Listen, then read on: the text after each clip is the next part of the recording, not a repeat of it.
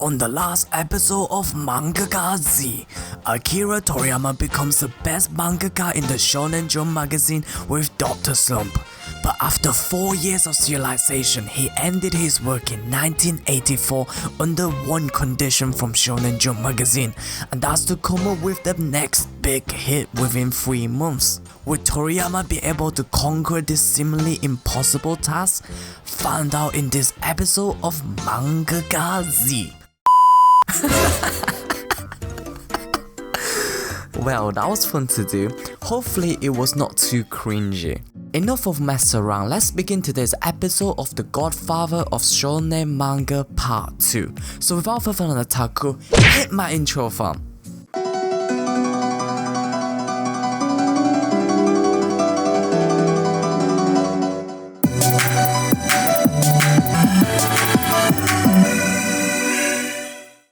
If you have enjoyed this series, smash the like button and comment down below on which mangaka I should do next. Don't worry, Oda is coming soon. Before I dive straight into Toriyama's next big project, let me step back and turn the clock back 3 years to 1981 and run through a list of one-shots that Akira Toriyama have published during the Dr. Slump time. These manga include Polar Android, Escape, Mathematic, Pink, Hetapai Manga Kyokyo, Chobit, Dragon Boy, The Adventure of Tangpo, and Akira Toriyama Manga Theater Volume 1. Interestingly, the one-shot Polar Android helped Toriyama to secure the first place in the Jump Reader Awards competition in 1981, helping him to secure that elusive prize money he so desperately needed in the beginning of his journey. Looking at the art style of Dragon Boy and Adventure of Tangpo, we can already tell the Chinese martial art has a huge influence in Toriyama's plot and action scene. The design of the main protagonist from both Dragon Boy and Adventure of Tangpo seems extremely familiar. Akira Toriyama has been testing the water of action shonen manga world with his one-shots, seeing whether or not he has the ability to compete in this unfamiliar genre. His passion for martial art, numerous trials and error one-shots, and 4 years of serialization experience have finally allowed Akira Toriyama to come up with the iconic manga that forever seals his place in history, making him the godfather of shonen manga. 3 months after finishing Dr. Slump, Akira Toriyama came back with an absolute masterpiece.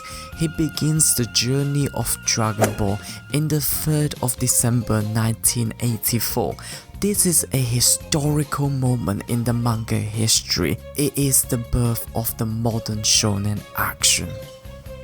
Coming back to the Shonen Jump magazine after 3 months of hiatus is not an easy feat. The manga industry changes on a weekly basis and Shonen Jump is right at the middle of the storm.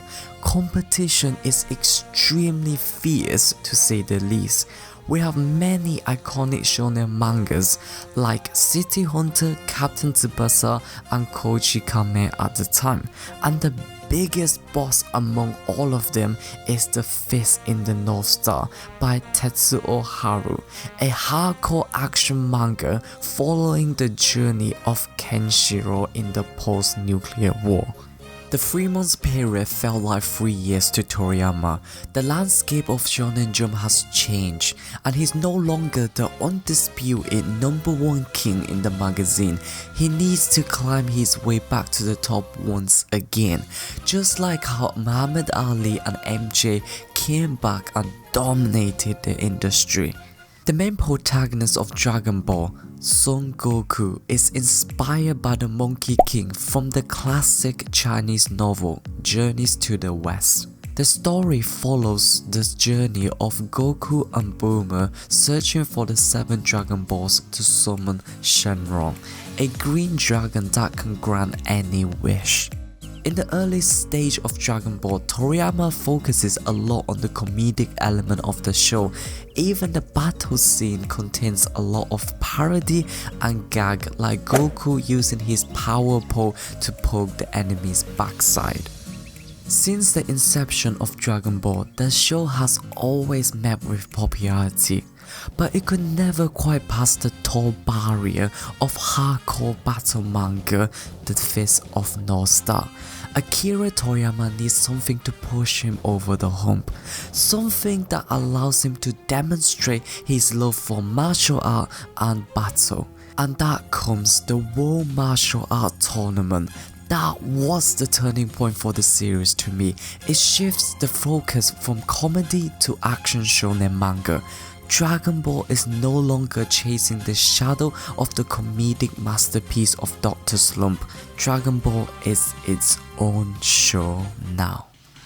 The anime of Dragon Ball started in 1986 and it has pushed the popularity of Dragon Ball to a whole new level, making Akira Toriyama extremely well known in the nation of Japan. Alongside popularity, the anime has also taught Toriyama the importance of separating colors instead of blending them together. It makes the art clear and the coloring illustration easier. Going back to the 21st World Martial Art Tournament, this Tenkaichi Budokai brought us numerous memorable moments with the fight between Goku and Nam, the battle between Goku and Jackie Chan, aka Master Roshi. Speaking of Jackie Chan, Toriyama is a huge fan of his movie Drunken Master, and he even had an interview with Jackie Chan himself. Now going back to the 21st Martial Art Tournament, it is the very first time we see the classic Kamehameha being showcased. I still vividly remember my young naive self was practicing it religiously every single day after school, and I was screaming Kamehameha constantly in front of the small TV, believing one day I just might be able to pull it off.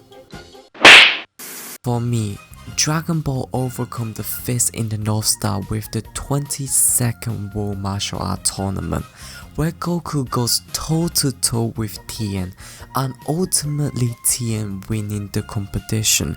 We can clearly see a lot of improvements from Toriyama sensei.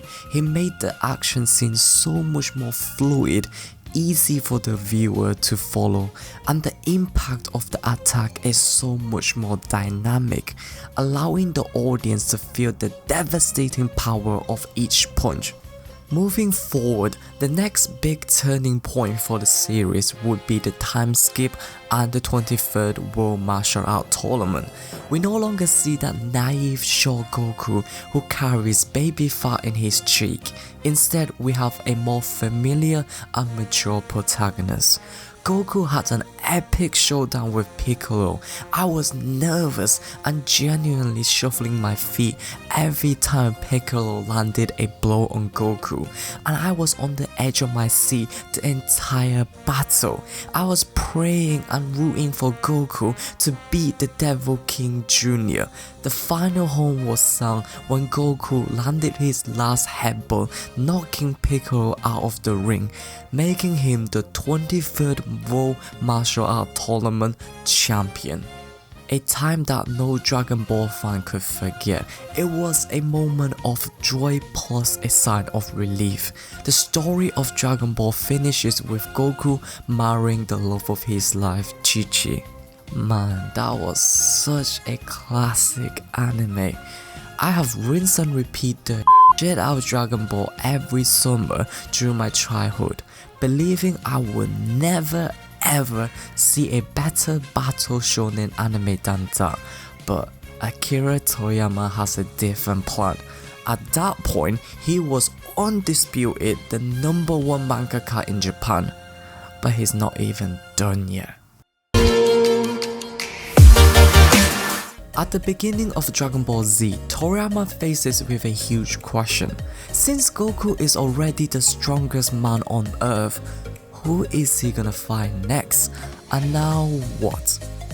Toriyama looked up the sky and figured it out. The universe is a huge place with unlimited possibility, and he quickly remembered the setting of Goku being a foundling and the unique ability he has to turn into a giant King Kong at full moon night. So Toriyama combined all of these elements together to create the background story of Goku, and the story is he was sent to Earth as a Saiyan to conquer the planet. At the start of the Frieza saga, we were introduced to a range of Saiyans, including Raditz, the brother of Goku, Nappa and Prince Vegeta. We also saw the famous line, "Vegeta, what does the scouter say about his power level?" "It's over 9,000! This arc is by far my favorite saga of Dragon Ball Z, with one of the most infamous villains in shonen history, Frieza. He was the definition of villain. He is cruel, cold-hearted and absolutely powerful. He embedded fear into my teenage heart. Frieza was so OP, it inserted the idea that there is absolutely no way Goku and his companion could beat him in my mind. I constantly tried to figure out a way to beat Frieza, but I couldn't. He's just that OP as a villain. The hypest moment of Dragon Ball Z is when Goku first transformed into the Super Saiyan, a warrior that is filled with rage.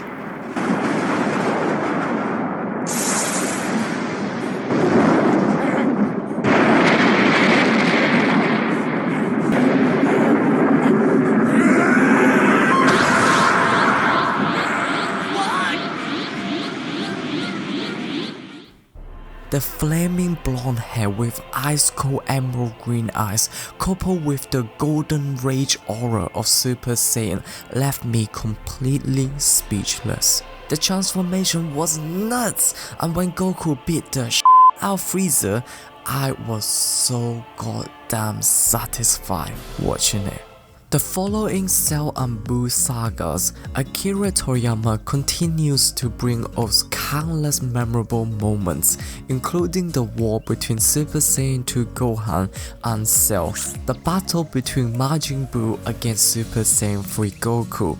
Dragon Ball finishes with Goku flying away with Orb in the journey to search for a stronger opponent.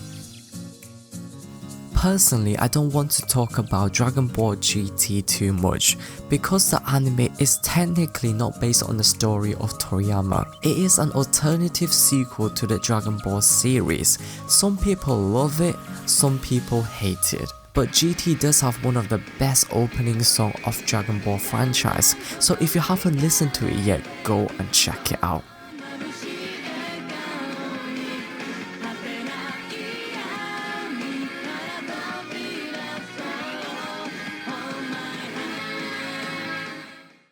In terms of Dragon Ball Super, this is the actual sequel based on the manga of Akira Toriyama. To be more accurate, the story is based on a plot outlined by Toriyama, and it was illustrated by Toyotaro. The manga was released in 2015, and the series is still going strong on a monthly basis. Going back in time, Toriyama marks the full stop of the Dragon Ball manga on the 5th of June 1995. Over the 11 years time period, Dragon Ball has become the second best-selling manga of all time, selling over 300 million official copies, a record that only one man in history of this planet can claim he has broken it. A legendary mangaka we will discuss another day. Now there's one stat I would like to point out to you weebs, and that is the average copy sale per volume. In another word, how many copies did one volume of manga sold on average? Once I did some calculation and put them on a graph, the number looks absolutely ridiculous. Dragon Ball sold over 7.18 million copies per volume. and it dwarfs every single top 10 best-selling manga of all time. Dragon Ball is on its own tier, and it is not even close. Dragon Ball also becomes the 15th place in the top 20 highest grossing franchise in history with around $24 billion, placing it on the same tier as Gundam, Barbie and Batman franchise. Dragon Ball is extremely popular internationally. It is probably the reason why anime slowly became recognizable as a word on a global scale. It is widely considered as the best manga of all time by many Western audiences. After 11 years of manga serialization, 6 anime series, 20 movies, we're never gonna talk about the Hollywood disgrace in 2009 ever, and countless of Dragon Ball video games, we can now conclude Dragon Ball is a legendary masterpiece. Akira Toriyama became the icon of the generation. He is the godfather of shonen manga. Without Dragon Ball, we might never see the good old One Piece, Naruto, Bleach and Fairy Tail that we love and enjoy. He created the manga boom in the 80s and 90s, and he had single-handedly made Shonen Jump the undisputed best magazine in Japan. At its peak, Shonen Jump averaged 6.53 million weekly sales circulation, which is the highest in its history. He made Jump the go-to place for young and ambitious mangaka. He made Jump the golden standard of shonen action manga. He is the MJ Muhammad Ali of the manga industry. He is the undisputed ultimate goal of manga, a man who has completely changed the landscape of this industry. Fun fact, Toriyama decided to make Super Saiyan as blonde hair because he wants to have less work in drawing and inking the color of the hair. Well, it definitely made Goku a lot more edgy and cool, so I ain't complaining it though. During the Dragon Ball serialization, Akira Toriyama has published 12 different manga in the form of one-shots.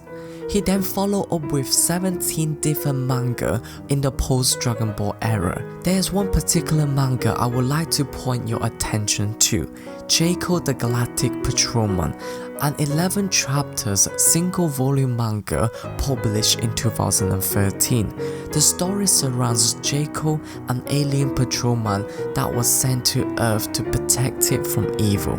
This manga represents the old Toriyama, a mangaka that creates whatever he fancies. This is probably the most liberal period of Toriyama's career, a time that he doesn't need to worry about putting food on the table as a mangaka, a time where he is not pressured into continue making masterpieces, a time where he is not under pressure of the world to continue making the next strong villain. The short manga is filled with his passion and freedom.